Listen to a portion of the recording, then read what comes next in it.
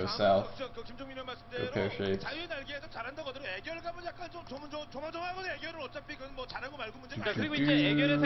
Be quiet. See, look, even that freaking kid's bored. He wants to watch some StarCraft. He's like, what? Did they start yet? Oh, fuck you, camera guy. Alright, now he's gonna go back to drawing. 우리 어린이 이스타스 이 특설 경기장에 와서 글자 연습하고 있어요. 벌써부터 글자를 연습을 하면서 취업부까지 한번 만들어 볼까 하는 그런 생각이 아주 귀엽네요. 네, 지금 그 나이에 글자 연습 잘해서 글자 똑바로 써야지. Anyway, I hope we have a nice long match today because if it's like a really fast 4-0, I'm gonna be quite sad. Because there's only one match, so I would have woken up really early to cast one match, and then I'll just have to like wait for GSTL finals to start. Yeah. I hope the turnout is better. It was really sad watching GSL finals yesterday. I don't know how many. Actually, maybe I shouldn't spoil.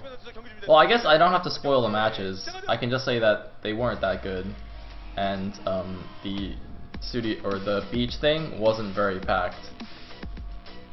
So yeah, it's like. Anyway, we're starting. I'll talk about that on the next break. My thoughts about that. But first, we must talk about StarCraft. And going into the game. Oh, Batman! Yes, thank you for reminding me, Protein Clock. Since it is now a week, I can talk about Batman. And if you get spoiled, then it's too bad. You should have watched it. Ha! Anyway, in the top left as the Teal Zerg, we do have Neo G Soulkey playing for Wounding Stars. And in the top right, oh, there he is. Gotta do the player shots. I just noticed he's actually got some pretty cool glasses. They're like spiky at the top right, or at the the outer top edges of the brim. Anyway, there's Leta. He's the yellow Terran at the top right, and we are on Sniper Ridge once again. I'm looking at this Overlord pattern, by the way. Where's this Overlord actually going? Looks like he's doing that thing where you don't scout the closest natural, you scout the farther natural, because your second Overlord can then go to the closer natural, which is quite good. That's what you usually do in ZVT. And that guy's holding up his Wounded Stars thing upside down. God damn, what is up with these people and like holding their signs upside down? All right, like the KT stars do it, or the KT fans they do it all the time. Alright, now we just saw a Wounded Stars fan do it. It's like, okay, you know, fine, these guys, they probably don't really speak English or anything like that, maybe they can't read the sign. But, you know, if it's like your favorite team, at least you know which way up it goes, right? It's like, I don't know Korean, but I know that the Lee in Lee Jae-dong is like a 0 and a 1, okay? And the same thing for Flash.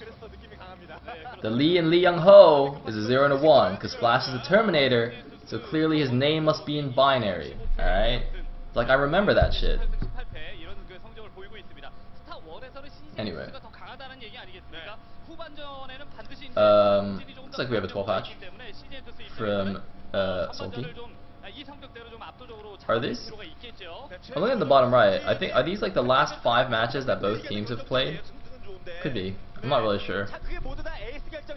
And ooh, look at this. We have a gas already from Leta, and a gas already. Wait a minute. Did he make a spawning pool? Wait a minute. Does anybody see a spawning pool? I think he's about to make a spawning pool. Oh my goodness. Both players going for ridiculously fast gases. Well, I mean, Leta's is more standard, right? Leta's going for a 1-base tech play in TVZ, which is fine because Leta likes doing crazy things like that, especially going like 2-port Wraith in TVZ. So I would have expected that from Leta, but Soulkey has just gone for a 12 hatch into gas and then pool.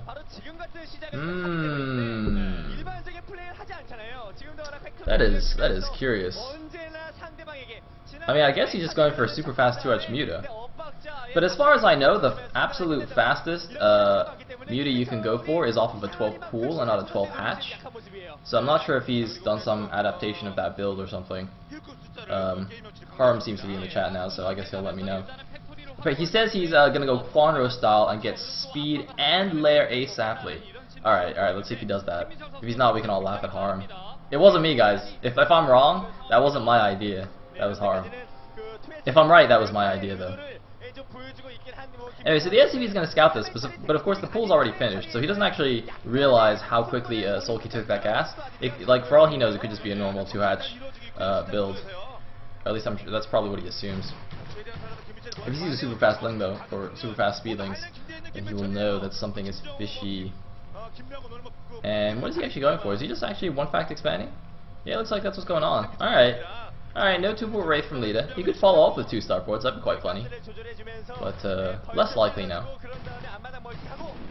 And scouting SCV guy gets denied by 4 Chogerlings. Ah! Look at that, training them young. It's like they even got the little kids hiding their faces now. Oh man.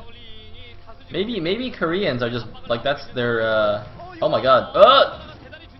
Whoa. Alright, that was close. Maybe this is like in their blood. They instinctively hide their faces from a young age. Oh no! Buffer into the vulture died! Oh man, but that's what happens when you got speedlings against a slow vulture though. It's like almost impossible to run away. Actually no, I think it just is impossible. So we're gonna have 3 SCV block, 4 SCV block on the ramp with 2 Marines behind. That should be plenty. SCVs are super duper beefy. If he's really cute, he'll actually switch back the damaged SCVs. So he'll stack the damaged SCVs back to his minerals, so they don't actually bug out his wall, but he keeps them alive. Actually, we saw some. I think I saw Flash do that once really amazingly. Like the Zerg player kept pressuring with the lane, so he just kept switching back, cycling back all the SCVs. It was really cool. Anyway, we do see a Spire here for what's his face? Soulkey. So it looks like I was right. It was Speedling and Muta. Yeah. Oh man, Shy is like open mouth, like duh. Why is my teammate so good? So there is the command center flowing out now, and this is going to be very interesting. The armory is going to be finished in time to deal with these mutas, right? That engineering bay is a little bit slow, and the thing is, Goliaths without range and without very much support can actually get picked off fairly easily by mutas. So I'm a little bit nervous now for Leta. There's 6 mutas. Actually, no, it looks like 5. Soulkey might have messed up there a little bit, unless there's like an egg stacked on another egg there. I only saw 5 eggs morphing, but even 5 mutas at this point, it's very, very fast. The vultures though are going in. The lings are kind of blocking a run by, but vulture speed has finished. Is he going to go for it? The overlord is there. It's going to see the vultures. Is he going to go for it? And even if he does go for it, mutas are out. But he might be able to maybe buy himself a little bit of time by going in with the vultures, force the mutas back a little bit. Either way, his turrets are not. Are they going to be finished in time? This is going to be so close. Ah, it's so close. It's not going to be in time. Oh, is he going to get the SCV? Yeah, he's going to get the SCV. But, okay, looks like turret in the main was finished. There's 2 Goliaths out right now. And the thing is, even without range, though, like, these are very, very low numbers. And they are still very beefy. Like I said mutas can pick off Goliaths without any support, but, you know, it's not actually that easy. They're very beefy. They're, what, 125 HP? Yeah, it takes quite a lot of muta volleys to kill a Goliath. But Soulkey gonna fly around the back here of the natural, trying to abuse this little high ground area. Gonna take a little bit of turret fire, but pick off a couple of SCVs. And oh, now he's gotta back up. Goliaths are there.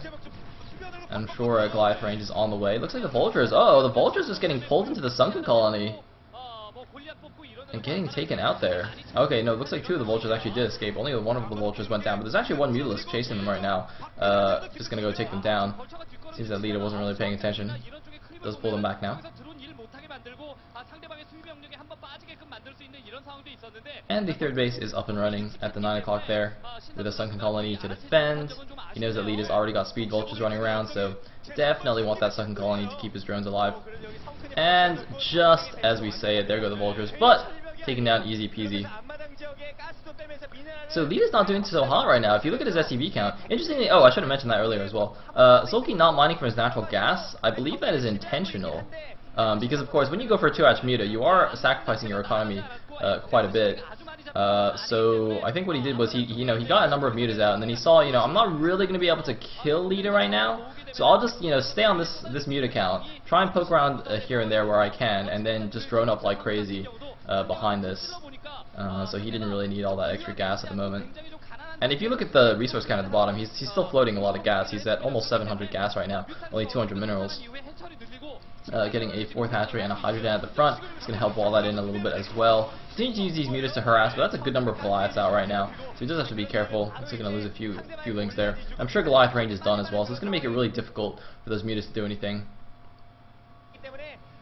Anyway, looks like another hatchery evolution chamber going up here at the 9 o'clock. It's quite funny. It looks almost like a ZVP SimCity going on here.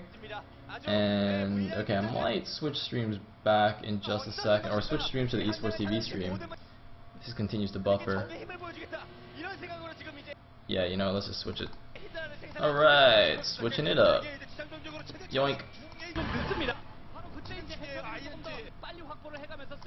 Alright. 360p stream for the win. Okay, so, yeah, looks like we didn't miss anything really. Muta's still just poking around, starport on the way. About even supply right now. It's like 61 to 66. Soulkey just a touch behind, which is fine. So usually what the supply count look like at this point is, if the Terran player is going bio, he's usually a little bit ahead. But when you go for mech, you know, the build-up is a lot slower. So, I don't know, even supply right now? Seems about right. Anyway, he's going to fly in here, poke a few more SCVs. But floating barracks going to be used to spot onto that high ground, so let the Goliaths get some pot shots on those mutas. Vulture's going to run into the main, not going to do anything because mutas came out to reinforce. And it looks like Soulkey is really going heavy on the muta production here. He's got +1 armor for his air as well, +1 air carapace versus the +1 attack of the Goliath. They actually nullify each other, by the way. Even though you know, +1 armor just adds 1 armor, and +1 attack for Goliaths adds +4 to the air attack, I believe they actually just cancel each other out because first of all, the Goliath attack is it's like each rocket is counted separately, so it's like 2 different attacks. So the armor value is applied twice, and then there's also the damage type thing. So the damage is reduced. So between the damage reduction and like the double armor thing, I think actually +1 air carapace cancels out +1 Goliath attack. It's really weird. I don't know if I'm remembering that correctly. I hope I am. But anyway, this is gonna be very interesting. I mean, essentially, the mid-game composition against mech is Muta Hydra. When you're playing against a Terran mech, so normally if you play against Terran Bio, the Zerg generally takes the hive like as quickly as possible, as safely possible, I guess. You know, just using mutas and then some lurkerling in the mid game to hold off the Terran force and then go straight to defilers. But when you're playing against mech, you can actually stay on lair tech for a very long time, and that's completely fine. You just get mass mutas and hydras. And just expand a ton and just out macro the Terran. That's usually what you want to do rather than going for some fancy high tech units. So Soulkey flying around with a lot of mutas now. Is that actually 2 control groups? It actually looks like 2 different control groups right there. And he's doing a good amount of damage here. Leta just completely pinned back in his base. Even though he's got a good number of ranged Goliaths right now, he just cannot go anywhere and still can't even like really effectively hold off the muta. Like his SCV count is really low right now. Now he does have a science vessel. He is getting a radiate, but his army is really small. He's got almost entirely Goliaths. He's only just got a single siege tank now. So I'm not sure what he's going to do against this combo attack with the Hydralisk. He's got 1 siege tank sieged in the back, a 2nd siege tank, but the muta's going in, going to bomb those siege tanks, going to take them down instantly and just fly back, and now the Hydra's going to tear through everything at the front. I mean, Goliaths aren't terrible against Hydras, but this Hydra muta combo might be a little bit too much for Leta here. You can see on his face. Is the irradiate ready yet? I don't see it. There's no irradiate. The Goliaths are getting taken down. Almost all the Hydras are gone as well, though. This is actually looking like Leta might barely hold. It's going to be quite close, but I don't think he can hold. No, it looks like he's losing the last of his Goliath there, and irradiate goes down, but it's too late. That irradiate came out 10 seconds earlier. I think Leta might have been in a much better position, but the thing is, even if he held this attack, you know, Soulkey's going up to 4 bases against his 2. Was just constantly picking off SCVs, keeping him back, and it wouldn't really matter in the long run. So GG from Leta, and Soulkey takes game number 1 and puts Wungin Stars up 1-0 in the series.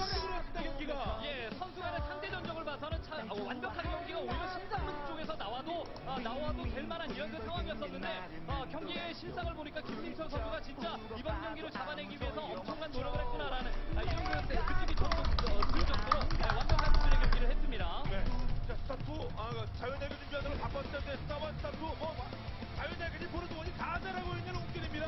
3라운드까지 점점 점령하겠어요. 네, 그리고 특급 에이스 김민철 선수가 이렇게 건재하게 든든히 받쳐주기 때문에 웅진 선수 더욱더 탄탄한 그런 분위기를 전반전 1경기에서 만들었네요. 그렇습니다. 거기에 또 김명훈 있고요. 자유단계 잘하는 김혜진도 있고 여러 명 선수가 질병에 이재호도 있네요. 생각해보니까 유정태도 있고. 네, 저 자원이 넘쳐나서 누구를 어떤 자리에 어떻게 활용해야 될지 머리가 아플 만한 웅진 스타즈 이재윤 감독이 입장이죠. 그렇습니다. 자, 사실 들어가기 전부터 경기보다 이거 많은 왼발에 흔들지 않으면 뚫리는 상황이었어요. 네, 그리고 정말 멋졌던 것은 류타네스가 한번 나오면서 베이스를 찍게끔 만들었단 말이에요. 그러면서 엇박자로 나오는 5회차례 쏟아지는 히드라를 이런 식으로 운영을 매끄럽게 만드는 걸 보면서 메카닉이 어떻게 할 수 없게끔 만드는 김민철의 정말 스타일을 볼 수 있어서 좋은 경기였습니다. 네, 자, 상대편이 추가 뮤탈 상태를 보고 그 다음에 어떤 대처가 나오면 한 번에 이들 작품을 5개의 처리가 다 멀티 계산이 된 거였어요. 예, 그렇습니다. 가난하게 출발을 해서 빠른 템포로 상대방을 Oh shit, I just realized I'm not on the event on Team Liquid. Oh wait, no, yeah I am. I guess somebody put me on there. It's probably Harm or Furlong.